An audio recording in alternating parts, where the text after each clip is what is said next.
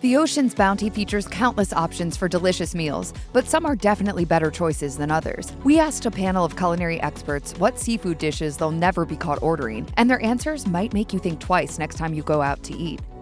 Pairing seafood and cheese has long been a point of contention, something that may date back to ancient times. Aristotle warned that cheese, which he claimed takes a long time to digest, and fish, which rots quickly, could interact with one another during digestion in bad ways. The cheese could cause the fish to go rotten and force it into the liver, claimed the philosopher. While the success of everything from tuna melts to Greek shrimp saganaki prove that foregoing the combo is likely unnecessary, many chefs continue to avoid it. Executive chef Davide D'Andrea of Rosebud Restaurants stated that cheese often overpowers delicate fish, saying, "Growing up in South Italy, fish and cheese are always served separately." Oscar Cabezas, executive chef of Teleferic Barcelona, agrees. He said of his Spanish background, "My gastronomic tradition does not mix cheese with seafood." It's for this reason that chefs may poo-poo some plays on Italian classics, including the cheese-laden shrimp fettuccine alfredo. But some are a bit more flexible in their approach, like Tony Inn, executive chef of Kinjin, who said, "I personally don't have an issue with it. I grew up in a predominantly American-Italian neighborhood, and honestly, we ate that quite a bit growing up." Josh Copeland, owner of Camino Alto in San Francisco, adds that while he learned not to pair seafood and cheese many years ago, these days he's a bit more relaxed around it. In his point of view, given the liberties chefs make today, it would be odd to make that combo one's line in the sand. You can't put cheese on seafood? It breaks every culinary law. I'll put cheese on anything. Swordfish, when prepared properly, is a real treat that is both meaty and rich. But for many experts like Stephanie Sanfrey, executive sous chef at Haleo Las Vegas, it's not worth ordering in restaurants due to its potentially high mercury content. Like other large carnivorous fish, swordfish boasts fairly high levels of the heavy metal. In fact, at a mean concentration of 0.995 parts per million, according to the FDA, as compared to 0.73 ppm for king mackerel and 0.689 ppm for big eye tuna, swordfish has one of the highest mercury loads out there. Mercury is toxic for humans. When it accumulates in the body over time, it can lead to major health concerns, including an increased risk of cardiovascular disease. Even low levels of mercury can be toxic. But that's not the only reason our experts avoid ordering swordfish in restaurants. As Copeland put it, "Swordfish is a no thank you for me." Without getting too graphic, once the executive chef at Square One, almost 30 years ago, showed me why he won't eat them, I've never ordered one. When asked to be a bit more graphic anyway, Copeland cited a greater occurrence of both parasites and tumors as compared to other fish. He continued, "Then I learned about mercury levels and their endangered status. For all those reasons, my preference is to avoid them." Is the swordfish fresh? It was when you started ordering. Shark has one of the highest mercury loads of any fish, with a concentration mean of 0.979 ppm. But this isn't why most experts avoid ordering shark in restaurants, as sustainability issues plague the population of the ocean predator. While some shark fisheries in the U.S. have been deemed sustainable by the Marine Stewardship Council, these slow-growing carnivores remain vulnerable due to a variety of factors that include habitat loss, climate change, and unfair public perception. The impact of shark finning also plays a role in the demise of sharks, as they are targeted in the production of delicacies like shark fin soup. Chef Andrew Zimmern, whose 2024 PBS series Hope in the Water delves into the issue at length, stated, "There are a ton of fish I avoid given their lack of sustainability. If it's not from a sustainable fishery, I don't eat it. If something is not regenerative from the ocean, I do not eat it. Full stop." Fishery sustainability is constantly evolving and changing, however. Mackerel was a poster child of sustainability until recently, when the Marine Conservation Society reported that increased demand had led them to shift it from a green rating to amber. Bluefin tuna, meanwhile, has gone in the other direction. Michael Correll, executive chef of Ruse, told MASH, "Bluefin tuna used to be the most controversial one, but as of recently it's made a comeback, especially with the tuna farms popping up in Spain and Mexico." The 2020 Netflix documentary, My Octopus Teacher, highlighted the intelligence and emotional depth of which octopuses are capable, and as a result, many viewers stopped eating octopus altogether. That included business magnate Richard Branson, who told The Independent, "I can assure you that I've not eaten octopus since, and can't see how anybody could ever eat octopus again after seeing it." Copeland was one former octopus eater who gave it up after watching the documentary. As he put it, "Sometimes a piece of art moves one to change the way they see the world. That movie, whether 100% accurate or not, did that for me."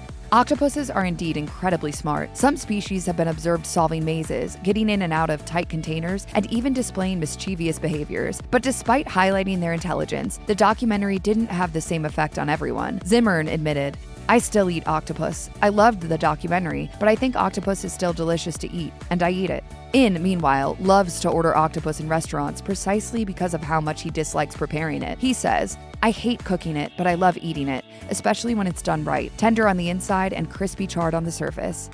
Salmon is one of the more expensive fish out there, especially if you opt for top varieties like the seriously pricey king salmon. But some restaurant menus feature salmon at stunningly low prices, and for our experts, these deals just aren't worth it. As Copeland revealed, if you buy salmon at a fast casual or just fast restaurant, it's likely going to be Atlantic salmon, which is probably the lowest farming standard of all salmon. Salmon farming began in earnest in the 1960s, and the industry swiftly became rife with controversy. These days, about 70% of the world's salmon is farmed, but salmon farms have historically been linked with poor stewardship practices, according to Sandfree, like overcrowding or overuse of antibiotics. As she put it, farmed has been known to have poor practices, which result in poor quality fish, and you can see it in the product as it arrives. Thankfully, standards in the salmon farming industry have much improved of late, with industry-wide efforts that include moving salmon farms away from wild salmon migration routes and reducing an over-reliance on chemicals to combat disease and parasites. These efforts, particularly open water farming, generally lead to a better quality product. But for D'Andrea, there's no contest. He simply and definitively stated,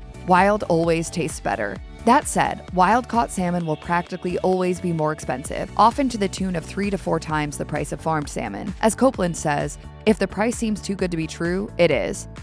If you ever find wild-caught tilapia at a market, the reality is that your leg is probably being pulled. A freshwater fish native to Africa, tilapia is particularly well-suited to farming. It doesn't mind being overcrowded in small spaces, and it grows particularly quickly, making it cheap to get to market size. It's no surprise that it's almost exclusively produced on farms around the world. However, the low-maintenance tilapia fishery is rife with problems that may have you rethinking buying this fish again. That includes pollution with chemicals or even animal feces, particularly on some of the Chinese farms that provide the U.S. with the majority of its tilapia. As a result of these prevalent issues, D'Andrea avoids ordering tilapia in restaurants. He notes that, despite the fish having a famously mild flavor, he has developed a distaste for it after learning how it's produced, saying, "Since the farms grow all the fish in the same vicinity, the fish aren't able to be raised in a clean environment. Knowing this information leaves me uneasy and is why I personally won't ever order this fish to eat." Sorry I sent back my food. See, I thought tilapia was a kind of pasta. No, it's a fish. Yeah, no, I know that now.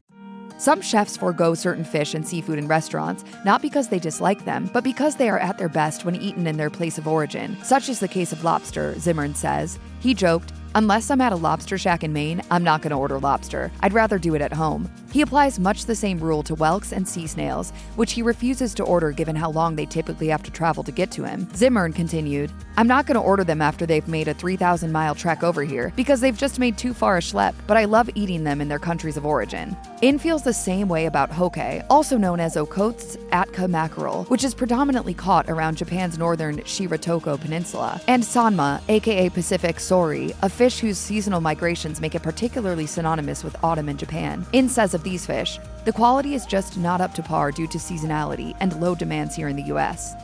Whole-grilled fish may seem like the best, perhaps even the most natural way of consuming seafood. This technique is widely thought to showcase the base ingredient in its entirety, and therefore gives you little chance of having the wool pulled over your eyes. But Cabezas never orders whole-grilled fish, at least not in the US, due to the way most American chefs approach cooking it. As he said, "I think there is a culture in America of eating fish well done. This is why I usually avoid ordering whole pieces, especially grilled, within the United States." He saves this order for when he's in northern Spain, especially Catalonia and the Basque region. Here, he says, the preferred cooking temperature is closer to his own preference of medium rare. Sandfree also avoids ordering whole fish in the US. She elaborated, "Not for any particular reason, but I imagine if I went abroad and I were near the ocean and I could have grilled whole fish straight from the water, I would do that."